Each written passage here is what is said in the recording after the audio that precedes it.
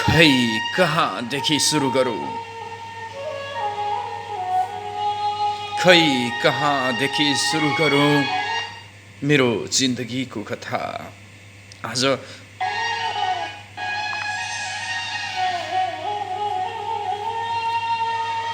मेरो आफ्नै कथा भन्न मन छ।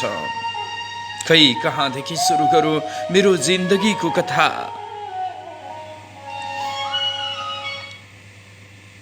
मेरो मनको कथा शब्द भन्दा पहिला आँखादेखि आँसुको भेल बग्छ।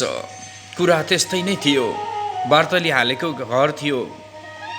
बार्तली काठले बारेर कोठा निकालिएको कोठामा म साने अनि सानेकी आमा सुत्थ्यौँ।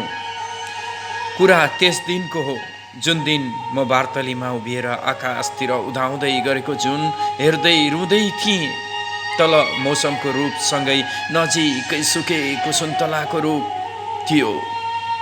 त्यसैको कुनामा हामीले कुँडो पकाउँदा रक्सी बनाउँदा आगो फुक्ने चुलो थियो। त्यही ठाउँमा मेरी आमा बाँसको ढुङ्ग्रोले नबलेको आगो फु फु गर्दै आगो फुक्दै हुनुहुन्थ्यो। अनि बुबा चाहिँ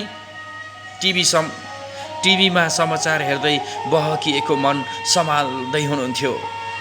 कुरा धेरै वर्ष अगाडिको भए तापनि समग्रमा लेख्न खोज्दैछु। मेरो आशय बितेका कुरा कोट्याएर दोष कसैमाथि थोपार्नु होइन, तर जीवनमा पहिलो पटक मनमा पीडा हुँदाको कुरालाई कथा जसरी लेखी राख्न चाहेको छु। यसलाई कथामै ढाल्दिनु होला, कथा नै सोचिदिनु होला, कथा नै बुझिदिनु होला। म्याग्दी जिल्लाको सदरमुकाम अहिलेको नगरपालिकाभित्र रहेको जामुना खर्क भन्ने गाउँमा एउटा सानो खरले छाएको स्वर्ग जस्तो लाग्ने मेरो घर। त्यसमा म दोस्रो सन्तानको रूपमा जेठो छोराको उपाधि सहित जन्म लिन पुगेछु। आमा देवी शाही र बुबा हरिबहादुर शाहीको जेठो छोराको मात्र नभई हजुरमुमाको जेठो नातिको पनि ठाउँ ओगेटेछु। मलाई मात्र होइन, दिज्जु भाइ अनि बहिनी गरी हामी चार जना त्यही घरको थप खुसी बनिरहेका थियौँ। बाल्यकालका त धेरै कुरा मलाई यादै छैन। जब म थाहा पाउने भएँ, जब म केही जान्ने भएँ, जब म केही बुझ्ने भएँ, त्यति बेला हाम्रो घर परिवार समाजको साधारण परिवारदेखि हो भन्ने थाहा भयो। आमा र बुबा आफ्नो खेती किसानी बाहेक अन्य कार्यहरू पनि गर्नुहुन्थ्यो। हामी चार भाइ बहिनीको पढाइ, खाजा खर्च, लुगा फाटो र आएका चाडबाड सबै चिजहरूलाई गुजारा गर्न हम्मे पर्दथ्यो आमा बुबालाई। तर कहिले पनि व्यवहारमा देखाउनु हुँदैनथ्यो, कहिले पनि हामीलाई गुनासो गर्नु हुँदैनथ्यो। जति हामी हुर्किँदै गयौँ त्यसरी नै बुद्धि विवेक पनि त बढ्दै गयो। हामी सबै भाइ बहिनी सकेको हेल्प गर्थ्यौँ बुबा आमालाई घरको काममा। समय ढल्दै गयो। 10 क्लास पढ्ने बेलामा दिदीको मागी विवाह अर्थात् भागी विवाह भयो। कामको हिसाबले आधा भार आमामा थोपारियो। दिदीले धेरै हेल्प गर्नुहुन्थ्यो आमालाई घरको कार्यमा। आमाको भागमा आफ्नो सुस्वास्थ्यको त्यति ख्याल गर्न सक्नु भएन। हल्का बिरामी पर्नु थाल्नुभयो। बाबा पनि त्यस्तै। म जेठो बाठो छोरा, अलिकति जान्ने बुझ्ने भएर होला, मनमा पीडा पर्न थाल्यो, मनमा चिन्ता बढ्न थाल्यो, मन पोल्न थाल्यो। राम्रो पैसा कमाउने उपाय केही होला भन्ने सोच्न थालेँ। कहीँ कतै अवसर मिल्दैन थियो। अवसर मिलिहाले पनि जहाँ पनि उही आफन्तवाद, नातावाद, कृपावाद। म र मेरो आफन्त यस्तै कुरा बातको नजिक हुन सकिएन। तसर्थ कुनै पनि सजिलो जब पाउन सकिएन। एसएलसी दिँदा पूरक परे, पूरकबाट पास गरेपछि तत्काल कलेज जोइन हुन पाइँदैनथ्यो। तसर्थ केही सिपमूलक काम सिक्ने भनी घरेलु तथा सानो उद्योगदेखि खुलेको हाउस वायरिङमा काम सिक्दै थिएँ। सानोतिनो काम पनि गर्दै थिएँ। यसरी नै केही महिना बित्दै थियो। मुम्बईमा मेरै भिनाजु काम पाइएको राम्रो काम हुने आउन आग्रह गरेपछि म तत्काल एउटा सानो झोला बोकेर सपनाको सहर भन्दै मुगलानतिर फितावाला तोना पड्काउँदै मुम्बईको सहर हानिए। घरमा भाइ बहिनी पढ्दै थिए। आमा बाबु पनि जसो तसो गुजारा गर्दै हुनुहुन्थ्यो। दिन जसो तसो चलेको थियो। म मुम्बई पुगेको पनि 1.5 वर्ष बितिसकेछ। धेरै नभए पनि अलि पैसा कमाउँदै थिएँ। त्यति नै बेला गाउँको अङ्कल अनि मेरो दिदीको जेठाजु अर्थात् ठुलो भिनाजुले अब मुम्बई बसेर काम छैन, भर्खर दुबई, साउदी, मलेसिया, कतारहरू खुलेका छन्, अब बोलाएर उतै पठाउनु पर्छ भन्ने सुझाव सल्लाह दिएपछि मलाई घरबाट फोन आयो, तुरुन्तै घर आउनु भनेर। मलाई बोलाइयो। म पनि भाइ टिकाकै दिन घर पुग्ने निर्णय गरी मुम्बईदेखि बिदा लिएर आफ्नै मातृभूमिमा फर्किएँ।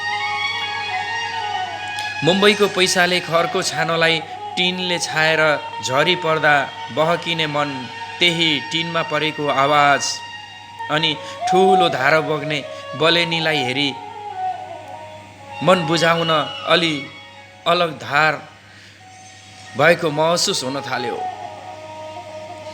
अनि दुबईका लागि भनेर भिनाजु म केटिएम पुगेर आफ्नै चिने जानेको एजेन्ट कहाँ पासपोर्ट बुझायौँ। गाउँ फर्किएर घर धन्दा गर्दै थियौँ। आमा भन्दै हुनुहुन्थ्यो, म बिरामी छु बाबु, बिहे गर। म मरिहालेँ भने बुहारीको मुहार हेरेर मर्छु नि छोरा भन्नुहुन्थ्यो। तर आफ्नो भगवान रूपी आमाको कुरा बहाना बनाएर टार्थेँ। आमा, हजुरलाई केही हुँदैन, म हजुरलाई केही हुन दिन्न आमा। मैले हजुरको ठुलो हस्पिटलमा लगेर उपचार गराउँछु नि आमा, हजुर चिन्ता नगर्नुहोस् आमा, हजुरलाई उपचार गराएर निको बनाउँछु आमा भन्थे। आमालाई सान्त्वना दिन्थे। आमा भक्कानिएर रुनुहुन्थ्यो।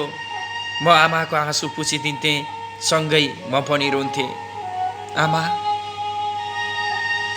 आमाले मेरो आँसु पुछिदिनुहुन्थ्यो। पीडा हुन्थ्यो मनमा। फेरि सम्हाल्थेँ। काफलबाट माइली आमाको घरको ठिक्का लिएर हामी सबै परिवार मिलेर घर बनाउँदै थियौँ। हाम्रो परिवार यस्तो गाउँघरमा बन्ने घर आँगनहरू बनाउँदा ठेक्का बट्टा लिएर हामी आफै काम गर्ने गर्थ्यौँ। त्यही सिलसिलामा हाम्रो काफलबाट माइली आमाको घर ठेक्का लिएर घर बनायौँ। घरको काम अन्तिम चरणमा पुग्दै थियो। एकाएक मलाई खबर आयो कि मेरो भिसा झरेछ केटिएममा। विडम्बना भिनाजुको भने भिसा आएन। म एक्लै भिनाजुको कान्छो मामासँग गाउँकै केही आफन्तसँग पैसा ब्याजमा लिएर केटिएम आने। मसँगै 10 जना साथीभाइका भिसा झरेका। लगभग एकैतिरका साथीहरू, एकै किसिमका साथीहरू। खुसियालीको जस्तै लाग्यो। सपना मनमा सजाएर एजेन्टलाई 90,000 बुझाएर पहिलो पटक दुबईको अबुधाबी भन्ने सहरमा आइपुग्यो। माथिदेखि तातो घाम, तलदेखि बालुवामा आगो लागे जस्तो हावा। वाउ, क्या दुबई, क्या गर्मी। तर काम त गर्नु नै थियो। आमाको उपचार गर्नु थियो, बाबुको साहस बन्नु थियो, भाइ बहिनीको सहारा बन्नु थियो, दिदीको लागि गर्न लायक भाइ बन्नु थियो। त्यसैले तातो घाम, परदेशको काम नभनी सहकार्य गरे कामसँग ऋण घट्दै दिन लम्बिँदै गए। आमा थप बिरामी हुनुहुन्थ्यो। हातमा फोन थिएन। अहिले जस्तो कुरा भनेको महिनामा एकपटक, त्यो पनि लेखिएको पत्रदेखि म आएको झन्डै 24 महिना बढी हुँदै थियो। भाइ पनि पढ्न छाडेर बसेकोले यतै बोलाउने प्रयास गरेको थिएँ मैले। साहुले इमान्दारिताको कदर गर्दै भिस्सा दियो भाइलाई। बोलाएँ अनि म बिदामा मेरो देश, मेरो घर, मेरो परिवार सम्झिँदै नेपाल गएँ। आमाको इच्छा अनुसार मेरो विवाहको तय भयो। सामान्य विवाह हुने हुँदा मैले आमालाई मागी विवाह गर्ने, त्यो पनि मन्दिरमा गएर विवाह गर्ने, धेरै झन्झटिलो विवाह नगर्ने भनी सुझाव दिएको थिएँ। त्यही अनुसार आमाले हेर्नुभएको हाम्रै नातेदार पर्ने उनीसँग मेरो विवाह हुन पुग्यो। विवाह पछि पुनः म परदेश लाग्नै पर्ने थियो। आज भोलि गर्दै दिनहरू ढल्किँदै गए। बिहे गरेको पनि 3 महिना बितिसकेछ। यसै क्रममा बहिनीको पनि बिहे भयो। भाइ पनि बिदामा आई बिहे गर्ने निर्णय भइसकेको थियो। आमा झन् बिरामी पर्दै जानुभयो। हस्पिटलले क्यान्सर भनी दियो। खुसीको रौनकतामा पीडाको चोट। घरमा सानैकी आमा 2 जिउकी थिइन्। सानै पेटमा थियो। उता मेरी आमा भने क्यान्सरसँग लड्दै थिइन्। मन एकातिर खुसी थियो, सानै पेटमा चल्दै थियो, हुर्किँदै थियो। अर्कोतिर भने विडम्बना, मन विचलित थियो।